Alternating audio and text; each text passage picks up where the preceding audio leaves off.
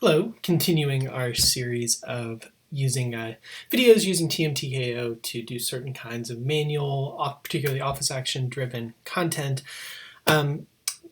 This video is going to focus on using office action research to get at a problem of related goods refusals.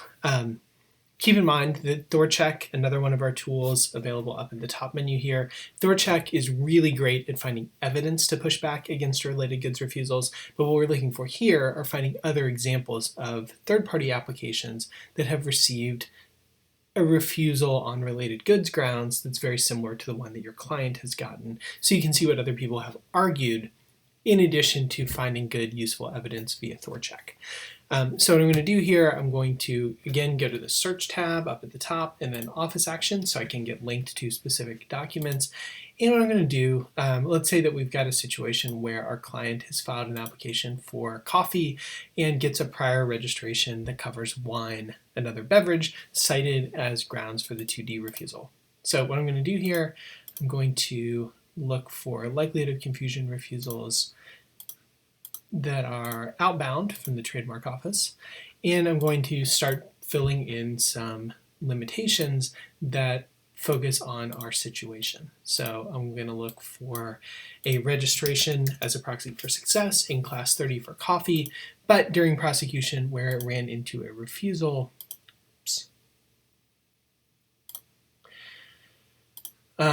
based on a prior registration for wine.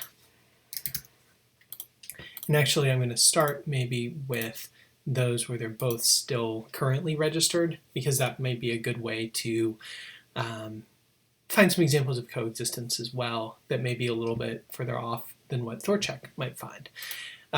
So in addition to having these search parameters where I'm looking for coffee in class 30 as the junior party, I'm also going to exclude instances where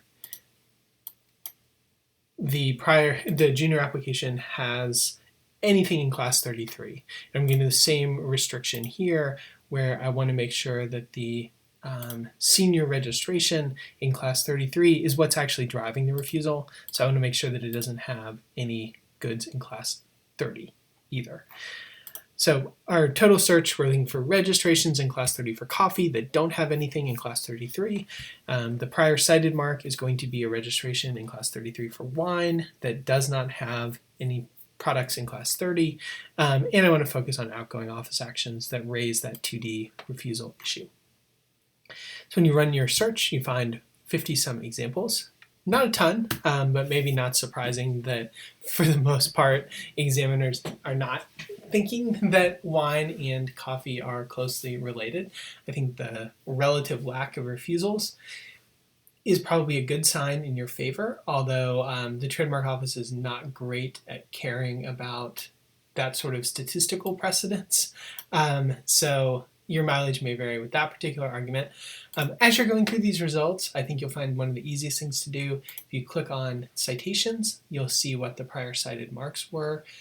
So here we've got your Kita, K-I-T-A, spelled slightly differently for wine, and then a Kita Kids that's focused on the retail services that we don't care about. Same thing, Rome Coffee, we've got 4 prior marks cited, a couple in the food space, but one most notably for wine.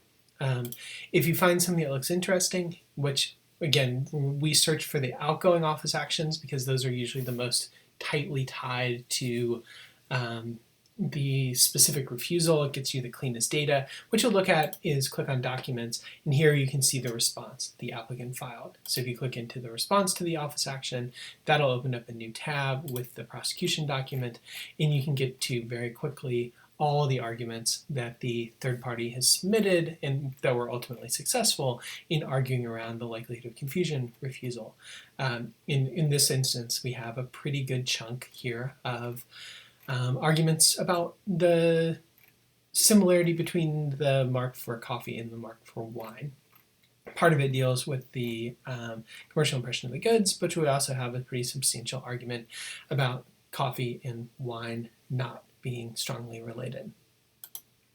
If we go back to our prior tab, we can do the same sort of thing, popping into all these different documents. If you find something you really like, maybe you want to copy a case citation or something. If you click on the Documents tab, and then if you click on the magnifying glass and click Text, this will give you an OCR copy of a significant portion of the response. So you're pretty likely to be able to find the text that you're looking for in OCR format that you can actually copy and paste out of, because the Trademark Office will turn your beautifully formatted document into a PDF that you cannot directly copy and paste out of. Anyway, thanks for taking a look, and as always, if you run into any problems when you're doing this kind of research, we're happy to help. You can always shoot us an email at our support email address, or grab a time for a quick screen share, and we can help you make sure that you're finding what you're looking for.